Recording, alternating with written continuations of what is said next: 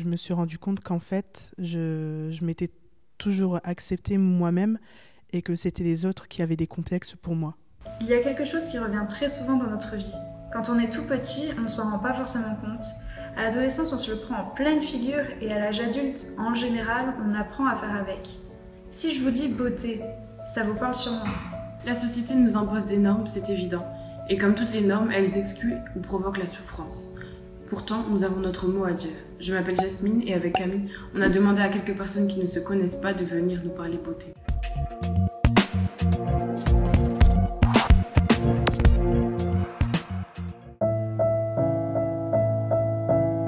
Alors pour moi, la beauté, c'est l'idée de pouvoir être la meilleure personne qu'on puisse être. Pour moi, c'est plaire à l'autre dans un rapport subjectif. Ce qu'on pense être beau parce qu'on nous le dit, au final, ça l'est pas. Et du coup, pour moi, la subjectivité, ça a sa part. Pour moi, c'est plaire aux autres, plaire à soi-même. C'est avoir un physique agréable qui donne envie, quoi. Pour moi, être beau, c'est se plaire soi-même, en fait. C'est dégager une confiance qui est telle qu'on respire, comment dire, c'est ça la beauté en fait pour moi.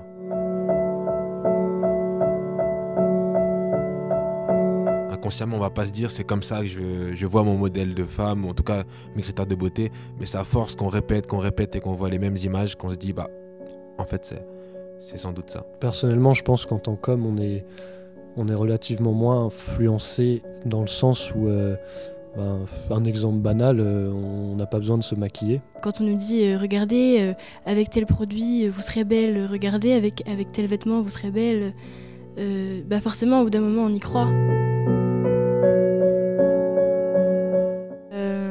Oui, j'en ai. Tous les jours j'essaye de me dire qu'on s'en fout, j'essaie de me dire que c'est pas grave. C'est dur de passer au-dessus de ça, de se dire je m'en fous, tant pis. Je m'accepte, je m'assume.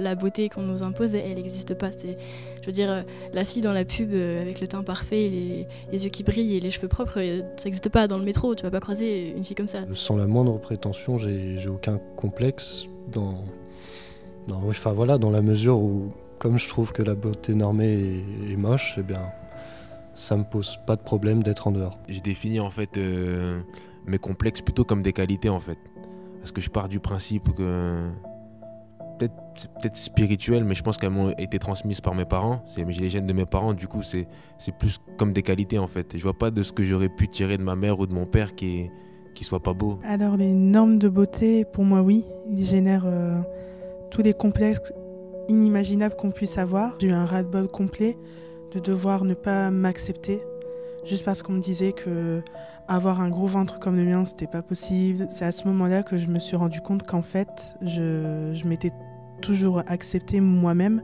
et que c'était les autres qui avaient des complexes pour moi. Un magazine de mode, mais pour les petites filles. La féminité, c'est la beauté qu'on impose aux femmes et la virilité, ce serait la beauté qu'on impose aux hommes. L'objet que j'ai amené, c'est un bracelet qu'une de mes meilleures amies du lycée m'avait offert. Et en fait, l'histoire est simple. Cette meilleure amie était complexée parce qu'elle se trouvait maigre. Et ça m'a vraiment fait plus de mal en fait intérieurement que toutes les autres personnes qui me traitaient de grosse au lycée. Pour elle, il était impossible qu'elle puisse plaire aux garçons à qui elle pouvait carrément plaire. Tout ça à cause de la perception que les autres lui donnaient de son corps. En fait, on a un peu tous le même problème. On nous impose une beauté plate, une beauté qui n'existe pas indépendamment des gens, une beauté de société un peu fausse, alors que la beauté, elle est partout et de multiples manières. Personnellement, j'étais influencée très tôt par cette beauté normée. J'ai mis du temps à me détacher de cette image de la femme idéale à laquelle je pensais devoir ressembler. Il faut qu'on comprenne que ne pas rentrer dans un moule qu'on nous a imposé depuis l'enfance, ce n'est pas un problème et que ça peut même se révéler être intéressant. Quand j'avais l'âge de Zélia, je me posais beaucoup de questions et j'aurais sûrement vraiment aimé tomber sur une vidéo comme celle-là. Si vous voulez voir d'autres vidéos sur le corps, rendez-vous sur la chaîne des Haut-Parleurs.